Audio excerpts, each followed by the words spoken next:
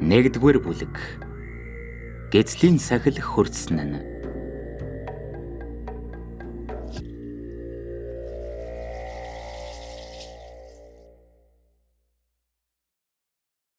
Номгүй анчин ав дээр гэмшил, номгүй лам хурал дээр гэмшил, үүлгүй хүүхэн хурим дээр гэмшил. Буян залбирах хийдийн гол сүмд намгүм бүрий бараа хүжиг өглийн нилавтар үнэр сэнгэрнэж байлаа. Шүтэний өмнөх зандан ширээн дээр хідэн эгнээгээр ёс гормоор нь өрсөн тахилын юмс зулын бүдэг гэрэлд сүйтгэнэн хөдлөх шиг ирээлжлэн яраана. Хамгийн урд нүүрэнд 7 цогц эгнүүлсний зүүн 2 нь устай, 3 дахь нь цэцэгтэй, 4 дахь нь хүжтэй, 5 дахь нь шар тосон зултай, 6 дахь нь ус, 7 дахь нь цагаан эдэтэй ажээ. Бурхны өлмийн сэрв цүлэг буюу төвдөр шавсэл, нүүрийн сэрв цүлэг буюу төвдөр шалсэл, газар шорооны бэлэг буюу төвдөр медох цэцэг, утга хүж буюу төвдөр дугбай зул, үнэр тус буюу төвдөр дигаб, гэгэний зоог буюу төвдөр шалсайг төлөөлж ийм 7 тахилыг аливаа сүмийн байтугай гэрийн шүтэний өмнө өрж тавьдаг заншил түгээмлийн учир хаач ийм л байдаг бүлгээ. 7 цогцноос цааш өлзийт 8 тэмдэг буюу 8 тахил ярааж байна. Несфанисын халууныг буюу элдв нүгэлт хүслийн шунлыг дарах бэлэгдэл болсон цагаан шүхэр, цэвэр алтаар цутгаж хийсэн бодгөрөөсний дүрс, тус жаргалангийн голд амьдрах загасны дүрс, яруу дууга 10 зүгт түгээгч цагаан лаваа гэгч дунгар, бохир муухайгаас хагцсан цагаан бадамлын ухаа, хүслийн эрднэр төгс дүүрэн бомб, аз жаргалын төгсгөлгүй бэлэгдэл өлзий утас балбай, ялгуусны чимэг болох жалтсан, мянган хигээст номын хорол энэ 8-ыг өлзийд тэмдэг болгон шүтэнийг чимэглэжээ. Мөн эдгээртэй зэрэгцээд хурд эргүүлэгч Чакаравартын 7 эрдэнэ ярааж байна. Мянган хигээстэй нар мэд хурд 8 булангаас 5 өнгийн гэрэл цацруулж, халуунд сэрүү татуулж, хүйтэнд халуу оргиулдаг өвдөстэй гэгддэг чандман эрдэнэ. Хамаг зовлон арилган чадах, хөрөлцхийн төдийхнөр амгалан өгөх эрдэмтэй хатан эрдэнэ. Хамаг амьтныг хүүмэд тэтгэх учиртай түшмэл эрдэнэ. Бурхны 84,000 номыг нурууна үрэгч заан эрдэнэ. Салхи мэд хурдан ба нурууна чандман тээгч морин эрдэнэ. Ялахын хүчин бүрдсэн цэргийн ноён эрдэнэ. Эдгээр 7-ог бэлэгдэл болгон өржээ. Тахилын ширээний баруун талд 8 тахил, 7 цогцны дунд дэлхийг дүрсэлсэн мандал байна. Хүрлээр хийсэн дүгрэг хэлбэртэй тэрхүү мандлын гол дунд нь сөмбөр уулыг зүүн гарыг мөнгөөр, өмнө талыг номин, барууныг бадмарг, умрыг алтаар чимэглэн дүрсэлж, тэвүүдийг дугууруулсан хүрээгээр томьёолж арбайгаар дүүргэжээ. Түүний эсрэг талд тоогсын өдөн чимэгтэй цацал бүхий аршааны зэсэг үц, дэрэгд нь хүрлээр хийсэн толь байна. Мандлын дэргэд гавл аяга хөрөл суурин дээр тавиастай. Зүсэн бүрийн тахил өргөлийн эм зүйлсийн цаад талд бурхан багшийн алдадмал дүрс, хүүжид зулын сэнхэр үнээрийн дундаас гялтганан харагдана. Дээд тайзнаас унжуулан зөөсөн 5 өнгийн бадан сүмдэх агаарын өөлгөний аясаар үл мэдэг чичрэгнэн хөдөлж, 11 гожгор уутанд арц хүүжээ гүргэм зэрэг үнэр тургамал чихээд хооронд нь нийлүүлэн ойж хийсэн бөөрөнхий хэлбэртэй чима пурма гэдэг чимэглэлтэй хавсран бурхтын өмнөр сонин чамин унжлаг болон алаглаж байлаа. Тахилын ширээнд бас бурхтын 5 хүслийг хангах бэлэгдэл болгож сонсголын дун, харааг нь толь, үнэртхүүг нь зад, амтлахын жимс, хөрөлцхүүг нь хэв торгоор хоргомжлох учиртайгаар дээрх зүйлсийг өрсөн ажээ. Шүтэний ширээнээс урагш 2 талаар лам нарын суудалж явдан эгнэж байлаа. Хамгийн ихэнд зүүн гар талд 7 давхар олбогтой түшлэгтэй суудал, түүний эсрэг талд 9 давхар олбогтой түшлэгтэй суудал байлаа. 9 олбогт суудал эзэггүй. 7 олбогт суудалд нэгж үсгүй, гуйлан шанах шиг толгойтой тархан улаан лам заларчээ. Бурхан багш шав нартаа нэг олбогийг 6 жил хэрэглэхээс нааш сольж болохгүй гэж загсан ёсоор 6 жил тутам олбог нэмэгтээ хуучнаас нэгэн алга дарам хуулбар авч шинийхэн гол дунд ойдог. Түүнийг төөтөө олбог гэж нэрлэж заншжээ. 7 төөтэй 7 давхар олбог дээр залрагч тэрхүү ламбугай 6-7-42 дахь жилдээ энд сууж байгаа бололтой. Жавдангийн зүүн мөрний 2 дахь суудал 5 олбогтой, бусд нь жирийн жавдангууд байлаа. Бурхан багш шав нарынхаа суух дэвсгэрийг өргөнөөрөө 2 тохой, уртаараа 1 тохой хагасаас хэтрүүлэхгүй хийж байх хэмжээ тогтоожээ. Гэвч сүмд шавлан сууж, олон жил хөдөлгөөн багтаагаар аж төрсөн лам нарын нилээд нь Бурхан багшийнхаа заасан хэмжээнээс хэтрэн халихаар махлаг болдог тул олбогтой багтахгүй твддэг байжээ. Тийм үед олбогтой зөвхөн эмжээр хийж болох тул зарим миралаг лам нар эмжээртэй олбог дээр сууна. Буян залбирах хийдэд тийм олбог цөөнгүй байлаа. Лам нар суудлаа эзэлж дуусахад үүдний 2 хатавчанд 2 гэвхүү буюу гисгүй бэрээгээ барин төр зогслоо. Гаднаас нэгэн хижээл насны гэлэн цовоолог гялалцсан нүдтэй бандийг дагуулan орж ирлээ. Олныг сонсож винаг сагсан гэлэн чамчиг би шав болсон банд санжда гэзлийн сахиус хүртээж өгөхийн сойрхлыг гуй. Гэж хижээл насны гэлэн багшигаа төв даруй боловч хөнгөнсөн бүдүүн дуугаар хэлхийг сонсоод банд санж балмагдан айж зүрхэн төг цохлов. Энэ банд санж сэтгэлийн түүтгэрээс бүр мөсөн ангиж ирсэн үү? Гэж 7 олбогч ширээт лам сөнгдүү баржигнсан дуугаар хариу асуулаа. Бүр мөсөн ангиж ирсэн гэж багш лам нь өчөөд шав бандигаа хөдлөн сүмийн гол дунд аваачиж бурхан шүтээний зүг харуулan 3 согдүүлэн мөргүүлв. Дараа нь ширээт ламд мөн тэрчлэн мөргүүллээ. Тэгэд ширээт ламын өмнө 2 гараа элгэндээ зөрүүлэн согдон суужээ. Тэр мэд суудаг гэж багш нь түрүүн зааж өгчээ. Банд санж өөрөө ч урд нь убааш банд сахил хүртэж байсан тул юу болохыг гадарлжээ. Дөрвөн настайд нь убааш сахил хүртээсэн болохоор тэр үед яаж байсныг бүдэг бадаг санана. Гэвч 7 тойдоо банд болсноо огт мартаагүй байлаа. Тэгэхэд хачин гайхмаар 40 асуулт асууж билээ. Заримд нь юу гэж хариулахаа мэдэхгүй, заримд нь уур хурж, заримд нь гайхаж байсан. Хэдий тэгвч багшийнхаа үгээр хариулж бандын сахил хүртсэн. Хэрээ үргээж чадах уу гэж асуухт нь уур хурж, нэгэн хумст тэргүүтэн биш үз гэхт нь гайхаж, дорой тулагч дөрвөн уналд орсон буюу чи гэхт нь хариулах үг олохгүй байж билээ. Гагцгүй багш гэлэн чомчхийн үгээр тэр асуултанд хариу өгснийг одоо дахин дурсан бодоод бандын сэтгэл тавгүй болжээ. Ширээт лам сөнг дуугаараа гэцэл болох хэрэгтэй, чамд энэ хорвоог бүрэн огоорох хатуу итгэл хэрэгтэй. Бүхэл орчлонд амгалан тайван гэж огтхон ч үгүйг санагтун. Тамайхан галд шатан зовно. Бэрдүүд өлсч цанган зовно. Адгууснууд бэбинэ идэж зовно. Хүн богн насалдаг та зовно. Тэнгэр нар оюунаас рэх гэж зовно. Төрмөгц зовлон эхэлмэ. Төрмөгц хөгшөрч эхэлмэ. Амьдрах нь өндөр уулнаас үсрэн буухын адил. Тэр хооронд жаргал хэмээн үгүй. Ийм болохоор хамаг амьтны тусын тулд бүхнийг нэгүүлсэгч, бүхнийг чадагч бурхан багшийн ариун хутгийг олж, бүхнээс хамаг зовлонгоос ангиж ирахаар гэцэл сахил хүртэж, 9 гэрээсэллийг хаа хизээж болов сахих ёсон буй гэж айлдав. Багшийнхан заасан ёсоор банд санж номхон дуугаар банд санж би энэ цагаас эхлээд эзлэх насаа хүртэл 2 хөлтний дээд бурханд эгэрэлгүй дээд номд бишрэн шүтэж явна. Намайг гэцэл болгон авна уу тоймбогой гэлээ. Дахин өчөгтөн гэж ширээт лам зарлиг болгов. Банд дахин өчөв. Түүнд бас л сэтгэл хандгүй бололтой. Дахин 3 дахь удаа өчөгтөн гэж ширээт лам зарлиг болгов. Банд дахин өчөж гэцэл болгон авна уу гэтэл ха гэж ширээт лам чанга хашгиран 3 хуруугаар агаарт хийнжтэж час хийх туу гаргалаа. Гэцэл сахиусыг зөв хүртлээ гэж сүмд сууга бүх лам тэр игшинд нэгэн дуугаар зэрэг хэлцгээлээ. Банд санж цоожих шиг болсон ч гэсэн бие барьлаа. 7 настайдаа банд болж үсээ үргэлгснээ дурсан санав.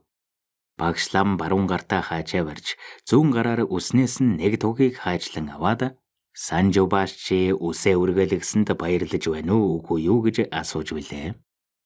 Баярлаж байна гэж арай чамаа хариулахад багш лам дагзнаас нь бас нэгэн туг ус хайжлан авч сахил хүртээгч ламд өгсөн юмсан. Цагаан зүгийн тэнгэр минь өршөөн сойрхож хайрл гэж тэр хэлээд туг усыг бурхны өмнө тавьж билээ. Тэгэд аршанаар нүрийн угааж угаал үлдсэний дараа номт дээлээ ав. Харчууд болоод тэрсүүдээс номт дээл чамааг ялгаруулж халуун хүйтэн салхи бороо өд хорхоноос хамгаална гэж сахил хүртээгч хэлээд баруун мөрөн дээр нь номт хувцас тавьж энэ шамтав гэдэг хормогч доод биеийг хорн нүднээс халахлна. Энэ номт дэвсгэр амтэн хүний алаг ирээн дэвсгэрээс аварна. Энэ бадар аяг усны шүүр хоёр чамааг амны хор усны нүглээс аварна. Уух буюу ам залах усныхан дээр тогтсон амтныг устай хамт залгихгүй тулд усны шүүрээр зайлуулж бай. Гэж сурган зааж бандийн хэрэглэлүүдийг бүрэн өгч билээ. Тэр цагаас өнөө хүртэл номт хувцас халаагүй өмсөж явсаар одоо нэгэнт дасал болжээ. Бурхны шав болох 3 дахь даваан дээр энэ банд өнөөдөр гарлаа. Эцэг сайн цогтын ёроолыг өрн энхүү алхамаар биелүүлж яваажээ. Банд Санжийг үүнээс хойш гэзэл гэж хэн хөнгүй дууддаг болно. Буян залбирах хэдэд хамгийн залуу буюу 15 настайдаа гэзлийн сахил хүртсэн банд болсондоо хөвөн Санжийн сэтгэл өнөөдөр баяртай байлаа. Хийдийн горилмоос гадна харч улын бор гэрүүд дотор садангийнхан айлд эцэг сайн цогт хүлээж суугаа. Ууган хүүгээ гэзлийн сахил хүртхийг тэс чадан хүлээж суугаа. Банд Санжийг буян залбирах хэдэд 7 настай байхад нь эцэг сайн цогт дагуулan ирж гэлэн чамчиг гойд шаваар өгсөн. Тэр хүртэл гэрийн газраа хонь мал хариулан аргал түлээ түүж байлаа. Дөрвөн настайд нь чамчиг гэлэн тэдний залагдан очиж бас сахил хүртээснээс хойш орон хийдэд шавлан суух бүхий л бэлтгэлийг хөвөн Санжиг гүйцээж билээ. Эцэг сайн цогт цөө малтай ядуу хар хүн. Багада буян залбирах хэдийн олон сүм дугны хаялга балин шалсайг түүж идсээр хүн болжээ. Муу аавыг чинь хар багад минь харангадаж өгөхөөс буян залбирах хэд аварсан юм. Хийдийн хаягдмал балин шалсайг түүж идсээр яваад хүний зэрэгт хүрсэн. Тэр цагт би хов тавлангийн эрхээр үртэй болдгийн бол түүнийг буян залбирах хэдэд шав болгон суулгана. Сайн лам болгоно гэж буян залбирах хэдийн босгоор алхах бүрдээ өчиг тангараг өргөж байсан юм. Ашиггүй хов тавлан минь надад хүү чамайг заяалаа. Багада өгсөн өчиг ёсоор хүү чамайгаа би хийдэд шавлуулан суулгаж лам болгоно гэж санаж байна. Намайг үгэндээ хүрнэ гэж итгэсэн юм шиг балин шалсаа элбгэл олддог байлаа хөөрхий. Гэж мэдээ орсон цагаас нь хойш бараг л өдөр бүр хайр тэцгээс хөвөн Санждаа ярьдаг байлаа. Энэ ярианд бас л ихэн нэмэр өгдөгсөн. Хийдийн горилмоос дотгош эмгтэй хүн оруулдаггүй болохоор эцэг сайн цогт очиж балин шалсай хормойлон ирж их цэндэтэн олзоо хуваадаг байжээ. 7-8 настайгаас эхлэн энэ хоёр 14-5 хүртлээр балин шалсай хуваан идэж хамтран өлсөж амьдарсаар эцтэй хайр сэтгэлтэй болж хоёулаа айлгэр үүсгэсэн байжээ. Аав ээж хоёртоо балинтай ирээрээ. Багада идэж явсан болохоор хаяа амсгад сайхан байдгийм гэж санж хөвөндөө аав ээж нь хийдээс гомбоо чөлөөгөөр харих бүрид загтаг байлаа. Тэнхүү балин аваачиж өгөхөд аав ээж хоёр нь түүнийг хоёр гардан эхэд хүндтгэн эхлээд духан дээрээ хүргэн адис аваад дараа нь амтрхан идэхдээ хоёулангийнх нь нүднээ нулимсэг ялтганан гарч үзэгддэгсэн. Тэр хоёр балингаа идэж дуустал хэнтэж дуурдаггүй байлаа. Бурхтад өргөдөг идэ болохоор хамгийн сайхан юмар хийдэг тэжээлтэй зоогдоо хөөрхий. Даанч хүртдэг хүн нь бурхан биш өнөө мөө гуйрамч сайн цогт шүү дээ гэж эцэг нь шимээ архинд халах үедээ байн дуурсан хэлдэг юмсанжээ. Замб твийн шалсаанаас эхлээд шатаг марж балин хүртэл биш хүдэл нэг зооглсон аль нь эвгээлтэл өнгөрсөн гэж эгцэндээ үе дуурсан ярина. Энэ бүхэн хөвөн Санжийн сэтгэлд хадаатай үлдэжээ. Замб тэвийн шалсайг газрын эзэнд зориулан хийдгийг одоо санж андахгүй. Бас ч тийм шалсайг өөрөө урлан хийж чаддаг болжээ. Догштын хурал хурах бүрийд 3 янзын балин шалсайг балинч шалсайч нар бэлтгэдэг. Тэд гарын урд үтэй баримлж хүмүүс байдаг тул сониучхан банд санж тэдэнтэй нөхөрлөж балин шалсайг их уран гоё хийдэг болжээ. Замб тэвийн шалсайг гурвалжин босоо цац хэлбэртэйгээр хийж нар сар чандман эрдний дүрсээр дээд талыг чимэглэнэ. Чимгийг шар тосоор их биеийг замбаагаар хийн.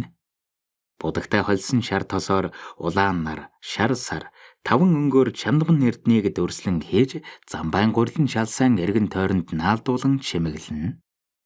Хамгийн амттай шалсаа энэ бөгөөд үүнийг цөөн тоогоор хийх тул ховор олддог байлаа. Замб тэвийн шалсайн дараагаар догшид нарт зориулсан гарын авлага гэж нэртэй зүрхэн тарины үсэг бичээстэй шулуун гурвалжин цац мэд хэлбэртэй балин орно. Ийм балин нэг томыг хийх боловч эргэн тойронд нь нөхөр гэж олон жижиг балин суулгадаг юм. Тоон адилгүй.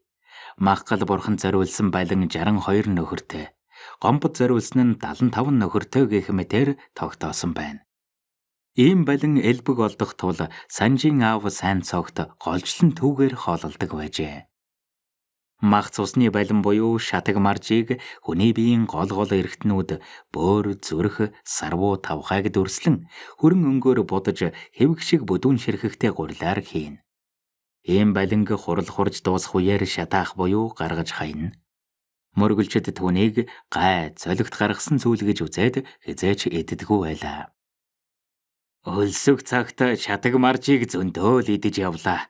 Уул нь муу ёрын идэ гэгддэг юм. Бидэнд хизээч муу юм болж байгаагүй. Их идэхлээр таргалах гээд байдаг л да. Гэж аав нь хаяа шогтоогоор нэмсэглэн ярьдаг тул санж тэрхүү шатаг марж балингаас цэрвэж цэрлэхэ болжээ. Аавда гизэл болсноо дуулахаар очихдоо балин аваачих юм шүү гэж санж дотроо бодож байтал багшлам нь. Улаан гал барс жилийн зуны эхэн сарын шөнийн 8-ны өдрийн дахиа цагт 7 ард 3 хулийн сүдэрт банд санж чи гизэл сахиус хөрдлээ. Чи энэ өдрөөс өмнө гэлэн гизэл болсон ахмад сүжигтэн бүрийг дээдэлж, өөрөөсөө дээш суулгаж, өргөл мөргөл үлдэж, тэдний өмнө зогсоо байж хүндэтгэх ёстой. Тэгж чадвал чи бусдын сахилд идэгсний буян эдлэнэ. Энэ өдрөөс хойш гизэл банд убааш овсон сахил хүрдсэн бүхэн чамаас насаар ах дүү ялгаагүй чамд хүндэтгэл үзүүлэх ёстой. Жингиснээр чи өөрийн сахилд этгэл хүлээж буян эдлэнэ. Сахил хүртээд түүнээ сахих ёстой. Үүний тул 10 төвчлэгийг бие, хэл, сэтгэлээр үйлдгэж ширээд лам айлдав. Үүнийг гизэл санж анхааралтай сонсож тогтоож авахыг хичээж байлаа. Гизэл сонс 10 төвчлэг. Үүнд өргөн барайг үг авахыг төвч, завхай самууныг төвч, худал ярихыг төвч, согтуурах ундааг төвч, дуу бүжгийг төвч, хөгжим зугааг төвч, үнэртнээр гойж чимэг сэлт зүүхийг төвч. Өндөр өргөн суудалд суухыг төвч, цаггүй хооллохыг төвч, мөнгө авахыг төвч. Гэж ширээт зарлагдахад гизэл санж төвчлэг болгоныг төвчий гэж хариу өчлөө. Гизлийн сахиус хүртэх зан үйл энхүү дуусахад багшлам чоомчг нь шинэ гизлийнхэн гараас хөдлөөд суудал заахаар явлаа. Асуулга хизээ хийх юм? Гэж санж багшламаасаа сэмхэн асуулаа. Олон асуулга асуух нь гэж айж байжээ. Гизэл хүртэхэд өөр юм асуудгүй. Харин гэлэн болох цагтаа л хижээ. 37 асуулт тэр цагт тулгарна. Гэж чоомчг гэлэн ууртай шивгэнэв. Ламнар гадаалахад гизэл санж 2 ширхэг замб тэвийн шалсайг орхимжондоо нууж аваад хийдийн горилмоос гарахаар явлаа. Садангийнхан хар гэрийн гадаа эцэг нь харуулдан шээзгий сандалд сууж байхыг санж холоос хараад өрөвдөг шиг болов. Хөөх юм уу аав минь? Намайг сайн лам болоосоо гэж өдрийн бодолд хөдлөөстэй шөнийн зүудэнд уяастай байх юм. Яаж игээд ч гэсэн олигтойхон шиг л лам болох юмсан. Өнөөдөр хүн гисэл боллоо. Дахиад хэдэн жил өнгөрөхөд гэлэн болно. Амны уншлагаас хэтэрхгүй гэлэн болоод ч яах вэ? 5 ухаанд мэрэгжих юмсан та. Гэж Санж дотроо бодлоо. Эцгэн гэж баяр дүүрэн царайтай этгэл төгөлдөр нүдтэй хүн арга дээрээс угсах юм босч угтан гүйж ирлээ. Яв, сахил хүртвөө гэж явуут дундаа эцгэн асуусаар хүүгээ тэврэн авлаа. Санж арьс элдсээр байгаад хөмний үнэр нэвч шингэчихсэн эцгийнхэн цайжинд наалдаж "Гэцэл сахил хүртлээ аваа" гэж аяархан хэллээ. Эцгийнхэн зүрх төг цохилж байхыг хүү тодхон сонслоо. "Ашгүй хөө минь, муу эцгийнхэн хүслэн хөсөр оргисонгүй" гэж аав нь хэлээд хүүгийнхэн саяхан үсийг хуссан гөлжхөр толгой дээр үнсэв. "Би танд шалсан авчирсан. Ээжид ч бас" гэж Санж хэлээд орхимжны нуглаасанд далдалж сугандаа хавчиж авчирсан 2 шалсайгаа гаргаж ирэв. Эцэг сайн цогтын төлгөө нүдэнд нулимс цайлалзав. Түүний сэтгэл уян зөөлн нь зүргүйлээ. "Гэлалаа хөө минь" гэж тэрхэлэхдээ хоолой нь үлмэдэг чичиргэнэж байв. Аав нь баярлаж сэтгэл тогтолжээ. Зовлонт хэзүү амьдрал туулсан болохоор сэтгэл нь амархан уярдаг хүн юмсанжээ. "2 хөлтний дээд нь лам багш гэдэг юм та хөө минь. Одоо тэдний зиндаанд хурч явгаа болохоор миний хүү эрдэм номоо сайн сургатал чармаавал таарна. Номгүй лам хурал дээр гэмшил гэдэг үгтэй юм" гэж аав нь сургамжлав. "Сурахыг хичээнэ аав минь. Хийдэд номоос өөр ямар ажил байх вүлээ? Бурхны номол шагааж хамаг цагаа бардаг шүү" гэж Санж ирэв. "Тэрнээс өөр ч ажил юухан байх вэ? Сайн номтой лам болох учиртай. Манайд одоо чамаас өөр хэн лам болох вүлээ дээ? 2 дүүч нь хоёулаа охин. Тэгээд ч эм хүн хизээ лам байла. Харин багш ламтан ч хэдүүн манад очихдоо одхон дүүд чинь овсонт сахил хүртээсэн" гэж аавыгаа хэлэхэд Санж гайхаж "Овсон цуулгаж яах нүвдэ" гэлээ. "Яах вэ? Ариун журамтай явг гэж ээж нь ятгаад тэгсэн юм.